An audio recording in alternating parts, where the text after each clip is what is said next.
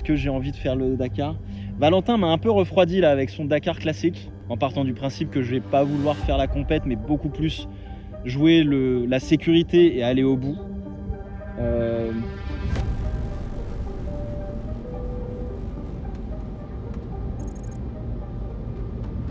Et on est parti. Oh la vache.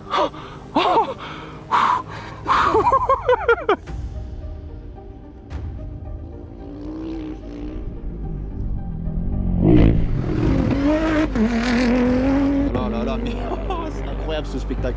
Ce spectacle est complètement fou.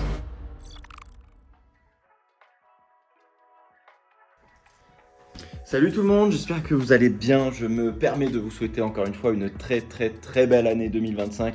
Qu'elle soit remplie de joie, de bonheur, de réussite et surtout la santé avant tout. Je me réveille là dans une chambre beaucoup trop grande, je trouve, à mon goût. Est-ce qu'il y a des choses qui peuvent être trop grandes dans la vie? C'est une vraie bonne question. Mais en tout cas, le soleil se lève en Arabie Saoudite. Nous sommes ici pour le Dakar 2025. Merci à Toyota France de m'avoir invité pour le coup pour ce petit séjour. Et on va faire deux choses. La première fois que j'étais allé au Dakar, c'était en 2023 et j'étais un peu resté sur ma faim parce que j'avais pas eu l'occasion de voir les voitures ou en tout cas les concurrents, parce qu'il y a aussi les motos, les camions, les buggy, etc. J'avais pas eu l'occasion de voir les concurrents sur une vraie spéciale. On avait eu un avant-goût sur le prologue. On avait pu approcher ça un peu de près et tout, c'était très cool. Mais j'étais un peu resté sur ma faim sur la spéciale. Et aujourd'hui, eh bien justement, on va aller voir la fin de la spéciale marathon. C'est deux spéciales en une. Les concurrents ne repassent pas par le parc d'assistance. Donc si jamais ils ont des problèmes, c'est eux qui doivent réparer leur voiture, etc. Donc c'est un petit peu la galère quand même pour le coup. C'est dur pour tout le monde. Mécanique, pilote, copilote, ce que vous voulez. Donc on va aller voir la fin de cette spéciale, donc j'ai vraiment très hâte de faire ça. Et puis surtout, je vous en ai parlé dans la FAQ de fin d'année 2024. J'ai envie un jour de pouvoir faire le Dakar dans des conditions qui ne seront pas du tout aussi confortables que celle-là. Et bien sûr, ce séjour, on va pouvoir aller sur une ancienne spéciale d'il y a quelques années avec des Land Cruiser et faire un peu de off-road. C'est un petit peu le concept aussi de ce séjour, essayer de rouler un petit peu en dehors des sentiers battus, si on peut dire ça comme ça. Donc ça va être une première expérience pour moi de pouvoir juste conduire en fait une voiture ou un 4x4 sur du sable, sur quelque chose de rocailleux, etc. Et qui peut donner un avant-goût pour le Dakar. Donc je suis très heureux d'être là et j'ai vraiment hâte d'y aller. D'ailleurs, c'est l'heure là. Là, il n'y a plus le choix, faut y aller. C'est parti. Ah oui, au cas où, vous dites, il est con, il est dans le désert, il est en train de mettre une écharpe et une grosse doudoune. En hiver, dans le désert d'Arabie Saoudite, sachant qu'on est un petit peu au nord, on est au nord de Riyad, on est à Hail, il fait 4. Et on s'habille pour la circonstance pour aller dans le désert, hein, c'est rigolo. Allez, c'est parti pour une grosse journée de roulage et puis surtout pour aller voir les concurrents du Dakar. C'est parti.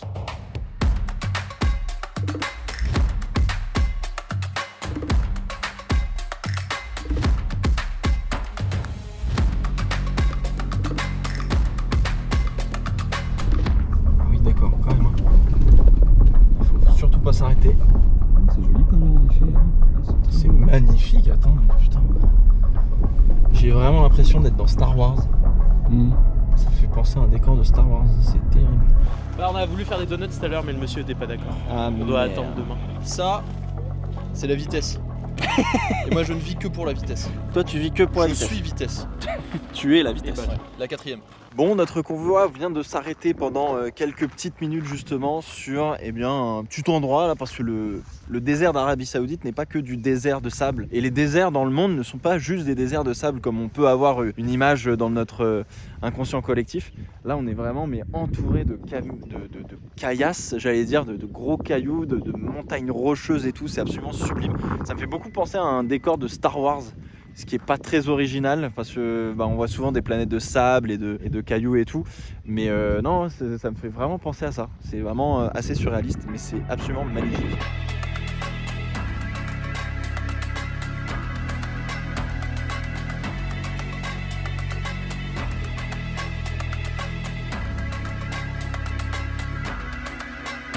Bon, on va pas tarder à rejoindre les motos et puis la spéciale tout simplement. Et forcément, je suis un petit peu la chose sur le téléphone. Et vous dites comment on fait pour capter de la 5G en plein milieu du désert et de ce décor absolument magnifique. Justement, j'ai pris des petites précautions les gars. Je vous en parle tout de suite. Ah, j'ai bien prévu le coup parce que eh bien, cette vidéo est sponsorisée par Saily. Et justement, ça va intéresser certains d'entre vous qui voyagent souvent. En fait, Saily, c'est un nouveau service de eSIM. C'est une carte SIM dématérialisée que tu mets directement dans le téléphone par une application. Et en plus de ça, ça prend juste quelques clics à installer. Alors pourquoi vous avez besoin d'une carte SIM virtuelle? Eh bien tout simplement, c'est quand vous voyagez et que vous avez besoin de rester connecté à Internet pour communiquer par exemple avec vos proches quand vous êtes dans un pays un peu lointain. Sauf que ça n'a pas les inconvénients d'une carte SIM traditionnelle, physique. Alors là du coup, tu vois, je suis en train de choisir un plan tout simplement. Il y a plusieurs types de forfaits qui sont disponibles dans plus de 150 pays qui sont à des prix assez compétitifs pour le coup. On peut installer l'iSIM, ça se fait uniquement via l'application, puis après vous pouvez un petit peu gérer certains paramètres si vous avez vraiment envie d'aller un peu plus loin dans votre téléphone, notamment sur un iPhone comme c'est le cas pour moi. Alors évidemment, il y a plein d'avantages à utiliser une eSIM, mais pour vous en citer quelques-uns, moi je vois un gain de temps, notamment à l'aéroport quand vous arrivez dans des pays un peu exotiques par exemple, pour éviter de faire la queue à justement un service de carte SIM du pays pour les forfaits mobiles, internet, etc. Et puis particulièrement moi dans mon cas, ça me permet d'avoir une flexibilité sur ma consommation internet sur mon téléphone. Je suis pas en déplacement très longtemps ici en Arabie Saoudite, donc j'avais besoin d'un forfait un peu plus petit que ce que pouvait proposer par exemple mon opérateur traditionnel en France. Et en plus de ça, si vous avez besoin d'une recharge supplémentaire d'internet, et vous pouvez le faire très facilement sur Saily, donc c'est nickel si vous avez besoin de prolonger un petit peu votre séjour. Vous pouvez télécharger l'application via ce QR code qui s'affiche juste ici et vous obtenez 15% de réduction sur votre eSIM avec le code DESPIELOUP, donc n'hésitez pas évidemment si vous partez en voyage, ce sera un de vos meilleurs atouts. Bon, j'ai tout prévu, maintenant je vais dormir et puis en fait, retour au vlog là. Oh là là, qu'est-ce que je suis vieille.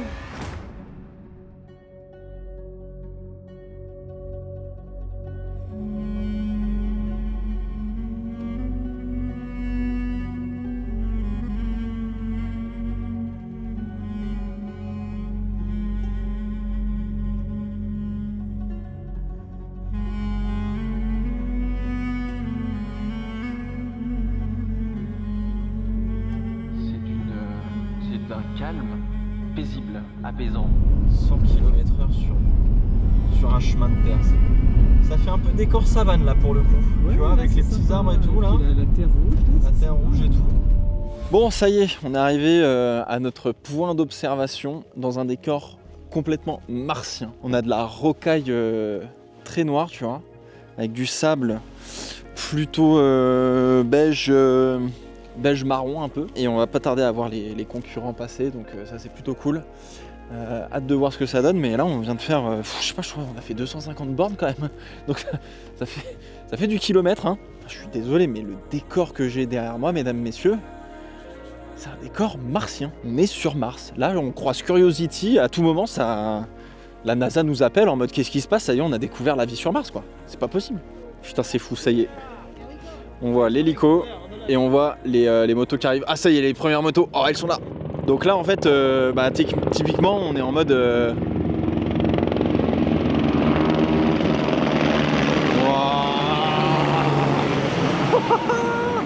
Incroyable. Oh putain, j'ai failli me péter la gueule. C'est bon, tout va bien.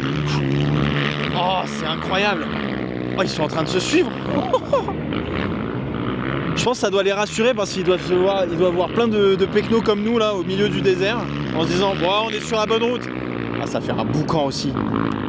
Voilà, ils doivent être séchés les mecs. On est sur l'épreuve sur la spéciale marathon, donc du coup forcément il y a pas mal de fatigue. C'est 2 spéciales en une. Seul tout avec la mécanique. Oh, incroyable. Putain, l'hélico derrière. Oh là là là là, mais c'est incroyable ce spectacle. Ce spectacle est complètement fou. Se suivre comme ça, ça fait quoi? Ça fait 7 jours qu'ils ont commencé à rouler. Et les gars, ils passent pleine balle dans le désert. Oh, c'est fou. Ça a fait fuir les dromadaires et... Ah non, je crois qu'il y a peut-être un berger avec eux. Ça y est, il y a enfin les deuxièmes motards là qui arrivent. Oh, c'est chaud, hein. Qu'est-ce que c'est physique. Au moins ils sont pas tout seuls et ça c'est quand même pas mal. Tu vois, genre ils suivent de relativement proche. Faut juste pas faire d'erreur sur le roadbook. Oh là là là là, oh la vache, putain, ils attaquent comme des oufs. Et on est sur la fin de la spéciale marathon là. Oui, je me caille le cul, hein. Putain, c'est physique hein, en moto, bon, respect aux motards là, mais tu sens que sur les petites bosses et tout, y a des moments, ils subissent quand même. Hein. Subissent un peu la moto, subissent un peu le terrain, c'est pas simple. Hein. Nous autres, on a un beau point de vue, hein, on est bien. Franchement, on est cool. Là, il y a 2 autres motards qui sont un peu à la masse, donc ils n'ont pas en visu le groupe qu'on vient de voir. Donc là, il y en a un qui ouvre, il y a un 3e qui joue un peu à la partie. Donc là, c'est vraiment le premier ouvre aussi un peu, quoi. C'est lui qui doit faire le taf. Ah, c'est beau, hein. Putain, en plus, il y a une petite crevasse en bas, là, c'est chaud. Hein.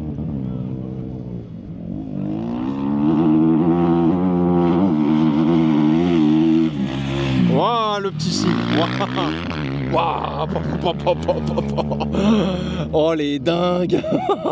C'est des ouf putain. Contrairement au Dakar en 2023 où vous saviez ils avaient les roadbooks encore à l'époque en version papier, ils commençaient à avoir les roadbooks en version digitale. Mais de mémoire les motards aimaient pas trop ça parce qu'avec les chutes etc ça pouvait avoir de la casse, ça pouvait faire de la casse sur le roadbook donc après bah t'es dans la merde. Et en fait depuis cette année je crois tous les motards sont obligatoirement équipés d'un roadbook digital. Et vous avez, bah, comme d'habitude, des petites gâchettes pour passer la note suivante, etc. Et si vous avez un problème sur les gâchettes, si vous avez un problème mécanique, entre guillemets, sur les gâchettes pour passer votre roadbook, bah, vous faites sur l'écran directement, ce qui est pas facile non plus, quoi. Bah, c'est impressionnant, les motards. Vraiment, vraiment, vraiment impressionnant. Bah, regardez ce qu'on a récupéré, là. Ah, bah, potentiellement un concurrent, je crois, qui est assis à l'arrière. Ça, c'est un engin pour Esteban Ocon, ça. Esteban il est fan de ce genre de conneries. Waouh. Bon j'ai hâte de voir les voitures là maintenant. Et les buggy, et les camions. Oh, les camions.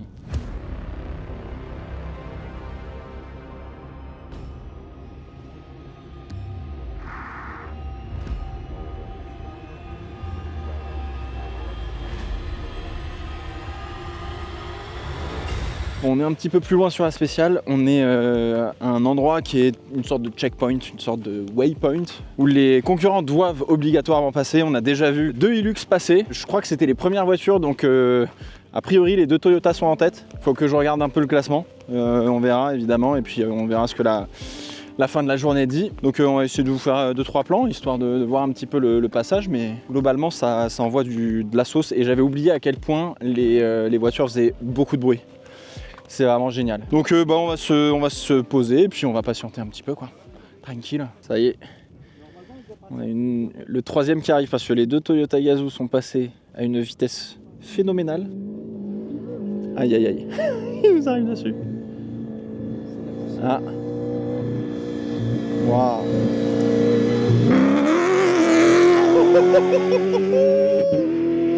Merde.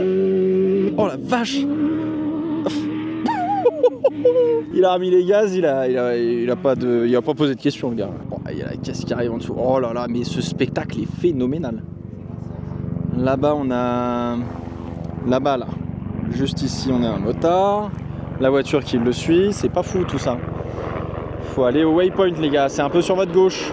Lui il cherche un peu plus. Là aussi ça cherche.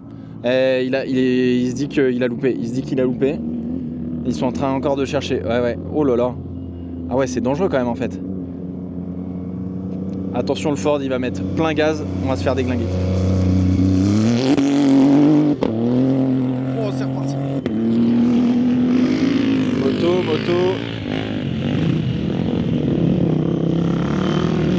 Ah, il doit repasser. Pourquoi il repart dans l'autre sens? Eh oui, il doit repasser peut-être. Est-ce que c'est bon pour lui ou pas? Si ça a fait bip donc il peut partir. Oh il en peut plus. Oh la vache, le pauvre. 141 c'est dur. Bon ça y est, il y a quand même quelques voitures qui sont passées. Les Raptors notamment, les Gazoo, bon ils ont mis une volée à tout le monde pour le moment.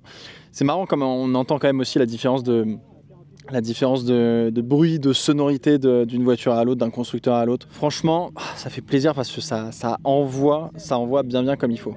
Ah ça c'est Nasser ou Christian. Attention, c'est le Dacia donc. Et il est pas mal là, il est pas mal.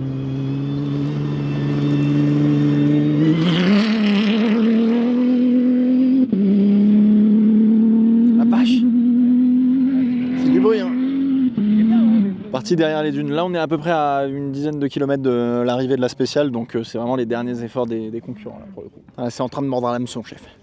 Oh chef, c'est du gros ça, c'est du gros. Oh, c'est un Hilux. Oh, c'est un Hilux. Ça, on va entendre une belle sonorité là. Bah, de toute façon, c'est une sonorité assez... Non, non, plus à gauche. Voilà, voilà, c'est bien mon grand. Oh là là là, attention, la réaccélération va faire très très mal.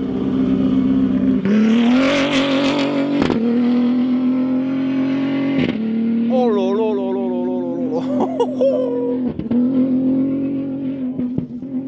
J'adore. Cette sonorité là, j'adore ce côté très, très strident entre guillemets là. Bah, j'adore. Bon mesdames et messieurs, vous le voyez peut-être derrière moi, c'est ce que l'on appelle la Golden Hour. C'est-à-dire que le soleil commence à être rasant et c'est plutôt stylé parce que ça fait des images absolument incroyables. Mais surtout, on est resté volontairement, on n'est pas rentré à l'hôtel, on est resté justement pour voir les camions et voir notamment les buggy. Il y a encore pas mal de concurrents qui doivent passer, il reste encore des motards d'ailleurs qui arrivent. Et là, la trace depuis tout à l'heure, elle s'est énormément creusée, donc les motards qui restent, ça devient très très difficile pour eux parce que bah, du coup, ils sont dans des rigoles qui font presque 1 mètre de hauteur. Non mais c'est beaucoup, hein, je vous jure, parce que les camions creusent, les voitures creusent, les buggy creusent, et donc forcément, bah, quand t'es motard et que bah, t'es un peu à la traîne entre guillemets, pour tout un tas de raisons, bah, tu te retrouves à vraiment des grosses difficultés de piste et c'est vraiment pas simple. Donc les motards, c'est vraiment des courageux et des battants et des guerriers quoi. Donc bon, on profite encore un petit peu avant de rentrer tranquillement à l'hôtel, mais on va pas rentrer, on rentre pas tout de suite.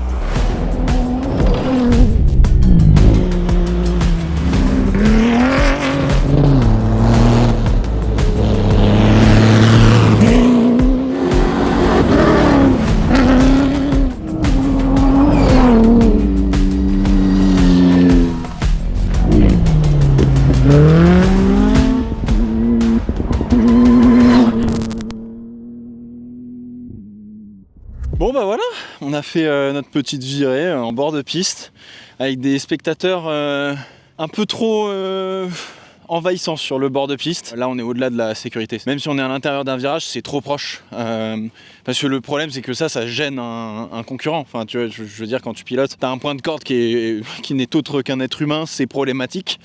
Et puis ça t'empêche de prendre la bonne trajectoire et surtout là à ce moment-là on a quand même des grosses crevasses qui se sont formées par le passage de tous les concurrents au fur et à mesure de la journée. Donc tu sors un peu de la crevasse ou un truc comme ça, tu prends un coup de sur une connerie. Il y a 2 personnes en moins, donc c'est la problématique des grands rallyes comme ça, ou même du WRC aussi je crois, mais ça en vient tout simplement au bon sens humain qui malheureusement se perd de plus en plus, j'ai l'impression, un peu partout. Donc bon, voilà, c'est comme ça, c'est pas grave. Bon, retour à l'hôtel et demain on se retrouve sur le bivouac tranquille et puis on fera un petit tour dans le sable pour découvrir vraiment la conduite sur sable dans les dunes. Donc ouais, hâte de voir ce que ça va donner.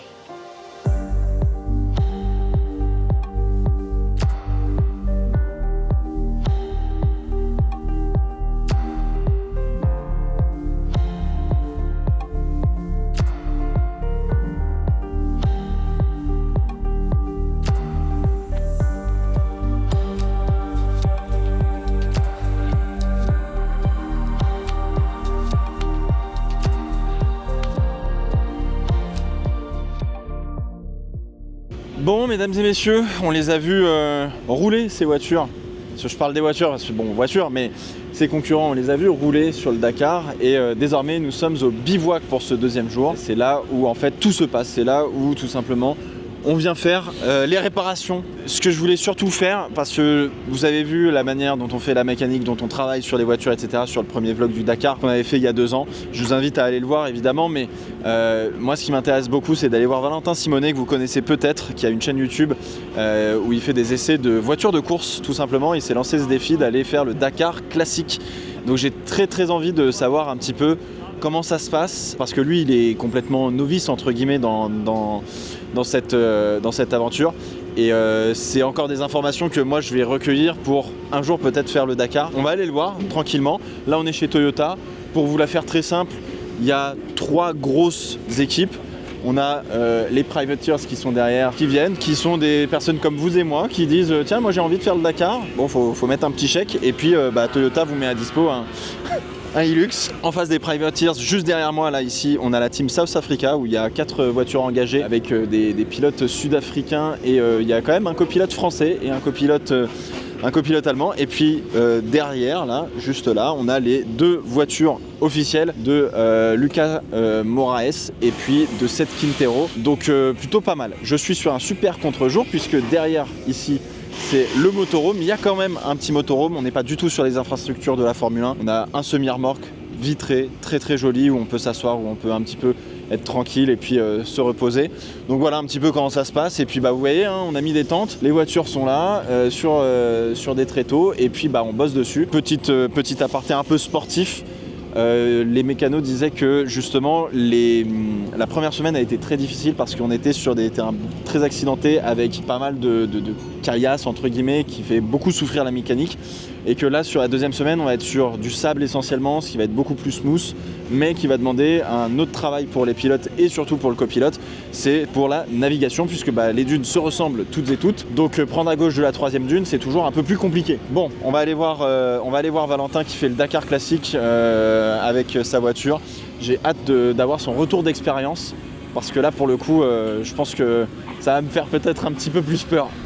Il y a le champion là. Oh là là là. Tu vas bien? Ça va. Non, c'est trop dur. C'est vraiment trop dur. Tu te couches à 23h30 parce qu'en plus moi je dois faire les publis. Enfin, je fais les publis. J'ai des gars incroyables qui font 90% du taf, mais le taf final, tout ce qu'on partage, les stories, les reels, c'est tout, c'est nous quoi. Et après, tu mets ton réveil à 4h30, donc toutes les nuits. Après, c'est pas le contenu qui me met dans le jeu, c'est juste ce qu'on a à faire sur la caisse et tout. Ouais. Tu fais de la mécanique et tout? Non, moi non, je fais des tip top avec mes gars. Après, non, j'ai un copilote. Je sais pas où il est passé. Et ça devient la star de l'aventure. Hein. Et le copilote, hier, on avait cassé un amorto. La première journée, donc avec les dunes et tout, on a fait des... Enfin, il y a eu 4 tonneaux, je crois, juste dans notre catégorie. Enfin, juste dans notre catégorie, dans le classique. Donc, même dans les classiques, il y en a qui ont fait des tonneaux? Ah, il y en a eu 6, 7. Et nous, dans notre catégorie H3, donc les caisses rapides, il y en a eu 3, je crois, dans la journée. Non, mais regarde. Il y a eu des moments où tu t'es fait des vrais frayeurs ou pas? Ouais. Ok, ça a pas l'air du tout fun en fait le Dakar. Wow. Ah oui, c'est la vache. Ça c'est un des 3. Et en fait c'est chaud. En fait tu dis le classique, ça va, on va faire une bonne balade, on va raconter ça aux gens, on va faire des vidéos, ça va être sympa, tu vois. Et en fait... Le visage du regret. Et en fait c'est trop dur, genre vraiment. Ah ouais. Ouais. Même des potes en T1+ et tout, en Ultimate, ils me disent mais putain mais vous c'est un truc de malade. Parce qu'en fait c'est simple, tu pars en même temps que les motos, t'arrives en même temps que les voitures. Ouais, donc tu mets beaucoup plus de temps quoi. Hier on est parti au CH1, c'est-à-dire l'endroit où tu prends ton carnet, où tu tamponnes, à 6h10 je crois. Donc après notre nuit à réparer la morto et tout, et on est arrivé ici à 16h30. C'est quoi le plus dur pour les voitures? Les pistes. Les pistes, les trous, les saignées. Nous on a pété un tirant de suspension et les ressorts, c'est sûr que c'est sur les saignées aussi. Le ressort il s'est cassé une fois, il s'est recassé une deuxième fois. C'est les saignées, c'est les voitures. Ça c'est une voiture, elle fait 3 tonnes avec nous dedans et l'essence elle fait 3 tonnes, peut-être 4, 3 tonnes 4. Pourtant t'as vu elle est vidée, tout est en fibre et tout. Hein. Tout ça c'est en fibre, tout est allégé au max, mais en fait t'as un réservoir de 400 litres. Il n'y a plus trop de place dans le Land Cruiser. Il n'y a plus trop de place. Putain la vache. Ça a pas l'air fun en fait. Hein. Comment il est à l'intérieur là? Oh ça va à l'intérieur. Vous voyez, ça a l'air d'aller quand même. Il y a 2 fois depuis le début où mon copilote Mathieu, il me dit hey, Val, à gauche, je te dis à gauche. Et mon cerveau, il savait plus où aller. T'es plus là quoi. J'étais plus là. Ouais. C'est-à-dire qu'il y avait une pierre au milieu, j'allais vers la pierre quoi. Mais c'est plus la fatigue, c'est pas la difficulté du pilotage, c'est la fatigue. Ouais, c'est la fatigue. En fait. C'est se lever à 4h30, là il devait être 13h, tu vois, et j'étais au bout du roule. Et lui pareil, il y a des moments où on a des moyennes à tenir, des trucs et tout. Il y a plusieurs pistes qui se croisent dans tous les sens. J'ai fait Mathieu on va où? Il fait putain Val, désolé. Et il était en train de perdre le contrôle quoi. Il était en train de perdre la lucidité quoi. Non ouais, clairement le but là maintenant, on s'est dit avec Mathieu, c'est c'est d'aller au bout, c'est de rallier l'arrivée parce qu'on serait trop deg après tous les efforts qu'on a fait, mettre tout en place, les gars ils font un travail de malade. Et il y a Hugo et Amdi qui m'ont envoyé un message sur la conv, ils m'ont dit les gars, à partir de maintenant, nous notre but c'est de raconter l'histoire, donc on n'est pas en moderne, on est là au classique, donc le but c'est d'être sur le podium à l'arrivée, on sera tellement deg de pas y être si on n'y est pas, que en tout cas si on n'y est pas, faut pas que ce soit une erreur humaine quoi, ou le moins possible. Donc là le but c'est vraiment d'aller au bout, de raconter le truc, les gens ils sont trop contents là de ce qu'on raconte et tout, donc vraiment voilà, aller au bout c'est tout ce qu'on peut nous souhaiter. Et après bien dormir et voilà, et je pense que je vais me mettre off pendant au moins 10 jours. Je vais pas toucher à mon téléphone, je vais rien faire. Et bah ça y est, je suis parti avec Val les gars. C'est la merde. Il m'embarque. Je rentre pas à Paris. Et voilà, nouveau copilote. Allez, bah écoute, on va voir. Hein. Je vais te dire, troisième dune à droite, mais d'après ce que tu m'as dit, tu vas oublier, il va se passer un truc, il va se passer un délire, ça va être terrible. Moi je pensais que ce serait ma journée pause, mais en fait on continue. Pas du tout. Vidéos, ça s'arrête jamais. Starting, all service started. Voilà. Oh là là là là là là. Ah ouais. Ça, c'est Oh le truc putain. de régule ça. Ah, en plus vous êtes en régule quoi, donc vous pouvez pas non plus, vous avez un timing à gérer en Et plus pour quoi. tenir le temps de la régule c'est quasi impossible. Ouais, tu m'étonnes. Bon alors c'est où, dis-moi? C'est à gauche et c'est au fond, presque vers la sortie quoi en fait. Allez. Putain la vache. Ah c'est fou. T'imagines là on roule à... Comme dit comme ça, au début on m'a dit ouais tu verras c'est 100, 110 maximum. En fait quand t'es à 110 là-dedans, avec des sauts, des trucs qui font comme ça, je peux dire t'as l'impression d'être à 250. C'est ça. Tu m'étonnes. Ouais donc tu vas le refaire quoi. Pas en classique. Pas en classique. Non, après, alors attends, parce que depuis En vrai, tout à l'heure- faut que tu trouves c'est- un plan non, pour le c'est- faire non, en Hilux tu vois. Non mais avant ça, juste pour dire, à aucun moment, tu vois, le classique, franchement, c'est incroyable parce que ça me Ouais. permet de faire le Dakar, le vrai Dakar. Tu vois, t'es au vrai Dakar. Enfin, Ouais, c'est ça, en fait, c'est complètement. une catégorie dans le Dakar. C'est pas une autre course. Ouais. C'est quand même assez incroyable pour des budgets quand même assez limités. Et tu fais des trucs de malade. C'est juste Bah. que nous, en fait, on est avec une vraie caisse de course dans des moyennes hautes. Ouais. Et c'est ça qui est vraiment dur. Après, Ouais. quand tu le fais dans des moyennes basses ou moyennes, avec une caisse très fiable, etc., ça ressemble plus à une grande balade, tu vois. Ouais, Mais ok. nous, ce qu'on fait, Beaucoup après, moins balade. après, je vais être honnête, on m'a donné le choix. Hein. Ouais. Et c'est ok. moi qui me suis mis dans la panade tout seul. Hein. Genre, j'ai dit vas-y, je veux que ça ressemble à un vrai Dakar et tout. On a mis là, on a Ouais. fait la grosse caisse, les grosses vitesses et tout, et voilà. Et puis Et- bah terminé, bonsoir. Mais après, je regrette pas parce qu'au final, ce qu'on raconte, c'est. C'est une expérience humaine de fou. Ouais, quoi. c'est un truc de fou. Ouais. Mais après, même en moyenne basse, ils sont rincés les autres. Hein. Ah bah oui, Mais, tu m'étonnes.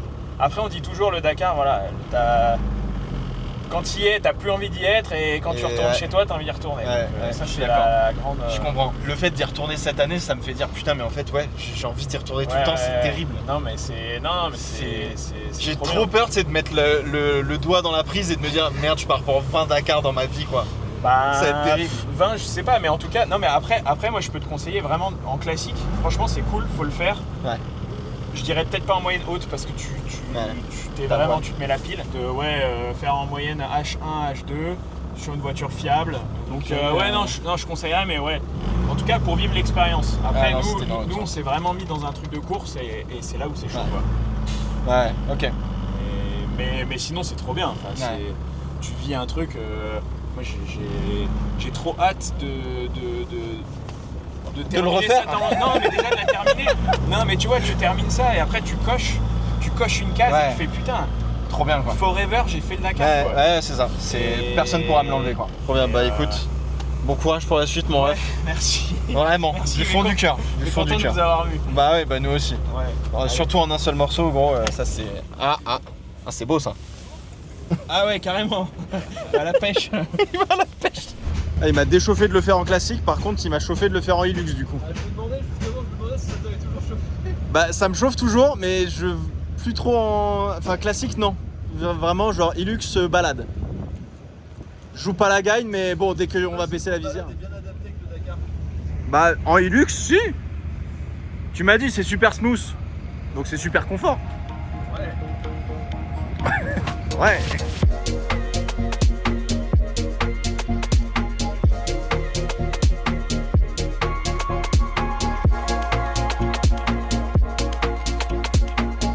Voilà. Ah, et donc là, on sait pas du tout où on met les roues.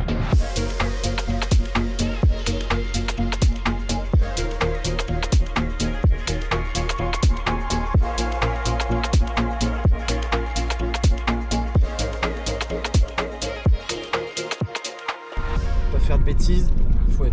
Faut essayer d'être smooth, de ne pas se faire embarquer. Vas-y mon grand. Voilà, très bien. Boum. Voilà, très bien. On continue. Un peu à gauche. Attention au caillou là. C'est bon.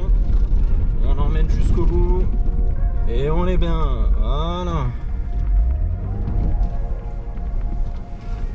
Ouh. Pas simple.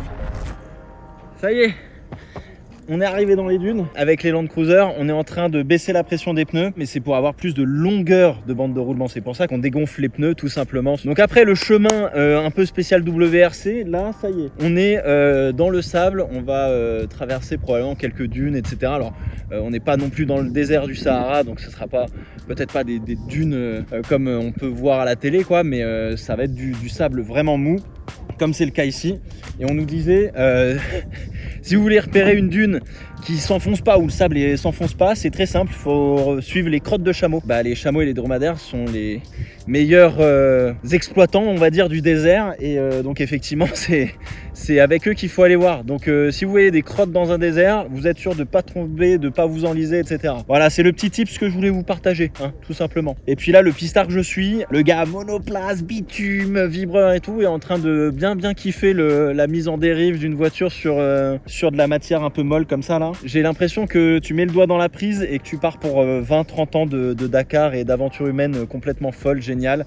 Et en plus j'ai recroisé quelqu'un que j'adore et qui m'a fait découvrir le Dakar et qui lui en a fait 22 pour le coup et qui a vécu des histoires absolument folles, et un jour on fera une vidéo avec lui, et juste le revoir, ça m'a rempli d'émotions hyper positives, et c'est ça qu'on retrouve au Dakar. Valentin m'a un peu refroidi là avec son Dakar classique. Ça me conforte dans l'idée de, si un jour je fais le Dakar, je préfère le faire sur un Hilux par exemple, un Dakar moderne, en partant du principe que je vais pas vouloir faire la compète, mais beaucoup plus jouer la sécurité et aller au bout. En même temps, il y a tellement d'un truc de fou furieux avec le Dakar en termes d'émotion, que j'ai ça qui me dit vas-y, va le faire.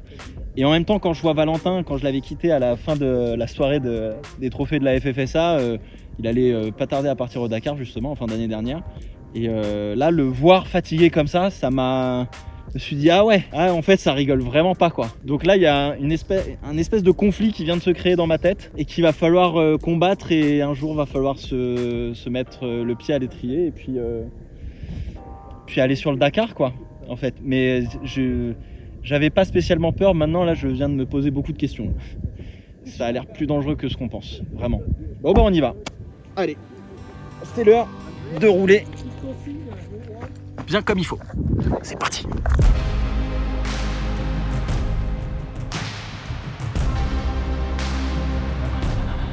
Il y a des crottes de chameau, c'est-à-dire qu'on est plutôt pas mal, on va arriver sur du dur.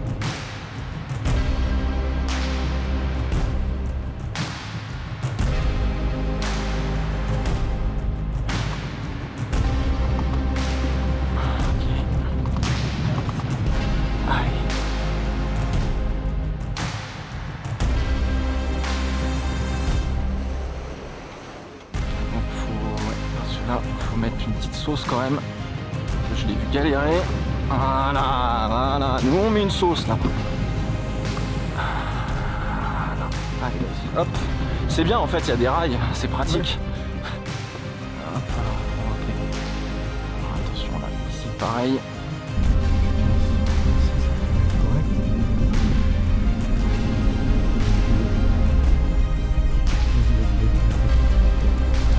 Allez.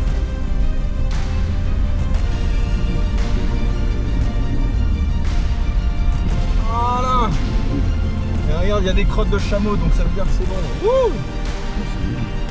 Oh la vache. Ouh. Bravo. Ah, merci mon Arnaud. Je crois que vous vous rendez pas compte là, mais en fait c'est pas un mur en piste noire là, c'est... Tu sais, c'est le début d'un freeride quand on te lâche en hélicoptère en ski là. Ça fait un peu peur, et on va le prendre en bagnole. Donc roue droite, et this is not a joke. Donc roue droite, voiture droite surtout, sinon c'est les tonneaux là, assurez. C'est chaud de ouf. C'est chaud de ouf. Mais je vous laisse imaginer. Là en fait on descend dans un cratère globalement, tu vois. pas très rassurant. Just a sec. Yes, first. Good. Oh yeah. Okay, cool. Very gentle on the brake, on like the this, brake, like A this. little bit to the right, a Yeah. little bit, because we want to do new. Okay, Okay, like this. good. Perfect. Wait for you downstairs. Yes, wait downstairs. I don't know Okay. why your colleague go, but you need to wait downstairs. Okay, perfect. Please, a little bit far. Yeah, of course. Okay, so Good. straight. Straight. 2 hands on the steering wheel. The 2 hands on the steering wheel. Okay, yeah. Scared of Sure. the first part, but we'll Yeah. accelerate a little. Okay, perfect. Don't be scared of Yeah, sure. Ok, bah c'est parti. On sait pas trop où on va. Gentle on the steering wheel. Gentle on the steering wheel. Et on est parti. Oh la vache. Ah bah voilà, la voiture fait tout, c'est nickel. On va mettre la deuxième pour la soulager. Ok, bah on n'est pas mort. Eh bah écoute mon cher Arnaud, je suis très heureux de te ramener en vie à Paris. C'est gentil, merci. Je te cache pas que c'était un petit peu... Oh la vache. Le début sans visibilité. Le début est effrayant et puis dès qu'on prend de la vitesse c'est... Oh la vache. Mais le départ. Ouais, puis il faut lâcher en fait. La descente avec le long capot, tu dis Ouais. misère. Ça y est, mesdames et messieurs, c'est la fin de cette vidéo. Quelles sont les conclusions? Le Dakar, c'est toujours aussi génial, et le fait d'avoir pu voir une vraie spéciale et voir les pilotes passer avec sur la fin de la spéciale, etc., comme on a vu avec les hélicoptères et tout, c'est absolument exceptionnel. De voir Valentin justement dans le dur pour le coup, parce que le rallye Dakar c'est une aventure humaine, mais on se bat contre le désert, on se bat pas contre les autres concurrents, et je pense que on s'en rend très vite compte, et Valentin le premier, donc ça réaffirme un peu ce que j'ai fait, ce que je pensais. Mais en tout cas, une chose est sûre, j'ai envie de faire le Dakar. Classique non, mais il y a quand même beaucoup plus de choses, à prévoir pour faire le Dakar. C'est pas du tout une partie de plaisir comme on pense, et c'est pas seulement un beau voyage ou une belle aventure humaine. Il y a beaucoup de travail, beaucoup de préparation, et puis peut-être qu'on se retrouvera dans les dunes avec des vers de terre géants un jour, et des mecs qui font des marches cheloues derrière moi. Donc écoutez, on verra bien.